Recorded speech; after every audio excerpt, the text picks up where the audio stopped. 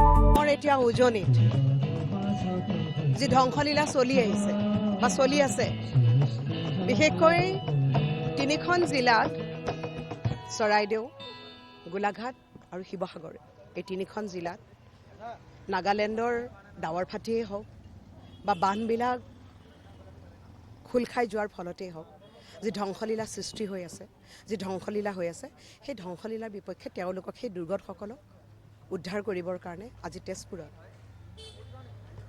শিল্পীৰ ঠাই আৰু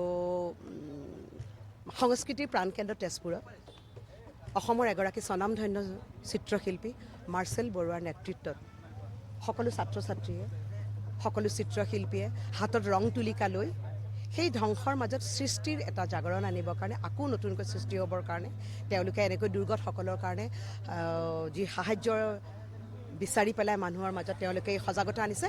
তাৰ মাজত আমি তেজপুৰৰ নাগৰিক হিচাপে আমি সেইসকলৰ প্ৰতি, সেই দুৰ্গতসকলৰ প্ৰতি শ্ৰদ্ধা জনাই, প্ৰণাম জনাই এনেকৈ আমি তেওঁ সহায় সহযোগিতা আগবঢ়াইছোঁ।